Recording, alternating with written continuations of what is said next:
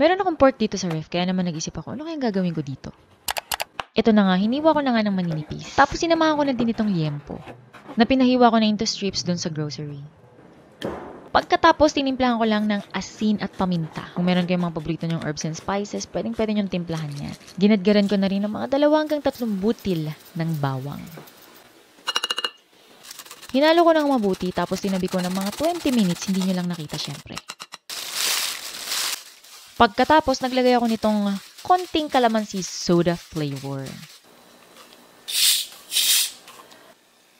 Hinayaan ko lang mababad habang pinaprepare ko muna yung iba pang mga sangkap. Sa isang bowl, naglagay naman ako ng potato starch. Pagkatapos, nilagyan ko lamang ng tubig at hinayaan ko ding mababad ng mga 30 minutes. Kung wala kayong potato starch, pwede namang cornstarch. At para po sa ating mga viewers, kamusta po kayo? Ano po mga ulam nyo ngayong araw na ito at taga-saan ka? Yung tubig na ginamit ko ay room temperature lang, hindi malamig o mainit. Kumuha na ako ng mga gulay na available dito sa aking ref. Meron akong cucumber, meron din akong carrot. Ayun na nga, nag-iinarte, kaya ginandahan natin yung paghiwa sa carrot. Maganda ba? Sakto lang. Nislice-slice ko na nga rin yung pipino. Hindi ko tinanggal yung balat, hinugasan ko na lang mabuti para maganda siyang tingnan.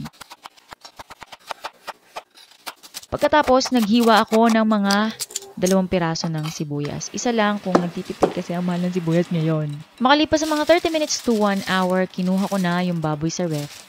Pagkatapos, pinatiti or drainain ko yung liquid. Binalikan ko na nga yung potato starch na binabad ko kanina. Kung mapapansin nyo, bumaba na yung potato starch kaya medyo na-clear yung tubig. Tinapon ko lang lahat ng tubig.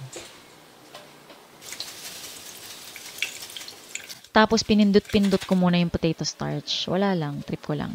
Uy, itatry niya din. Kumuha ko ng isang itlog pagkatapos ginamit ko yung puti lang. Naglagay ako ng konti. Para sa exact measurement, please check the description box below. Pagkatapos, yung drainain kong pork kanina, inilagay ko na sa isang malinis na bowl. At yung potato starch na merong egg white, yan yung ipang-coat natin. Timplahan lamang ng mga pampalasa. Toyo para mas maging maganda yung kulay niya. At dagdagan mo pa ng paminta. Nagpainit na nga ako ng mantika. Siyempre, tama dapat yung temperature para ma-achieve natin yung crispy golden brown. Pero siyempre, dahil wala naman tayong thermometer, gagamit na lang tayo ng wooden spoon or kung anumang wooden sandok nyo dyan. Ako, chopsticks ang nadampot ko. Ayan, kapag umaangat-angat na yung mga bula, pwede na tayo magprito. Prinito ko na nga pa isa-isa para maiwasan ang pagdidikit.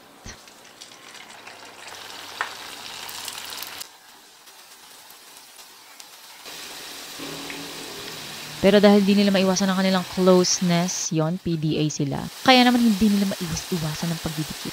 Pero don't worry guys, madali naman silang paghiwalayin.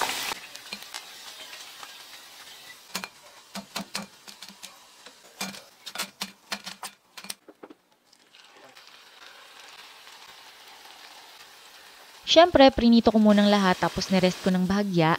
Pagkatapos, dinoble fry ko para siguradong crispy.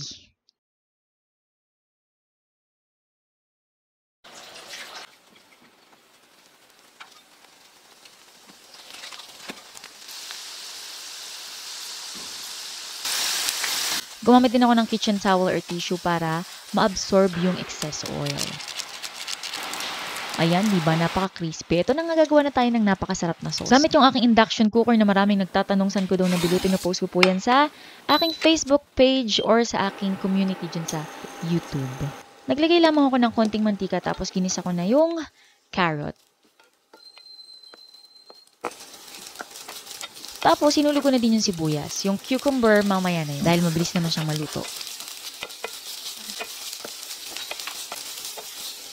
Naglagay din ako ng shiitake mushroom. Timplahan lang natin ng konting asin at paminta. Haluin mabuti at hayaang maluto pa ng bahagya.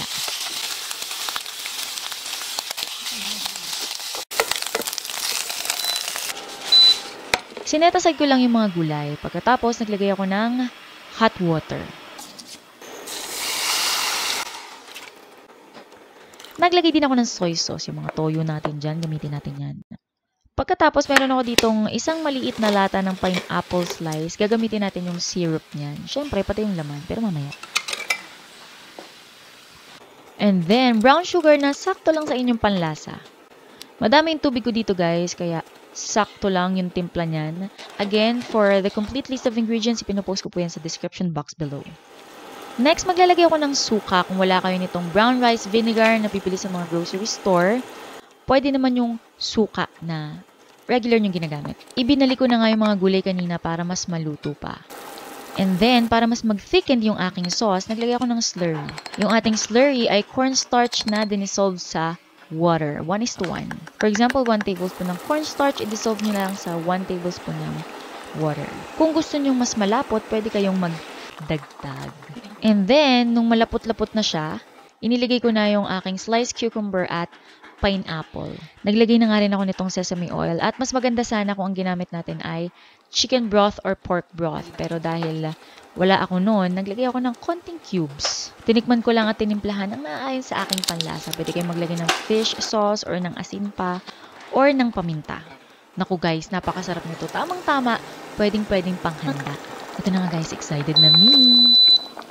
Pwede nyong i-drizzle yung sauce or pwede nyo namang sausawan siya.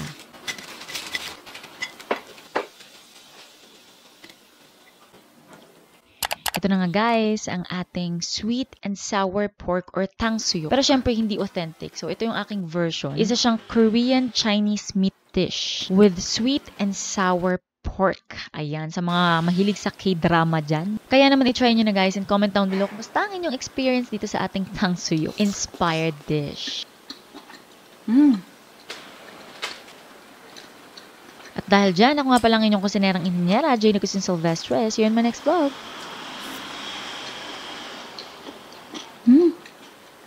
Sarap na sa kanin.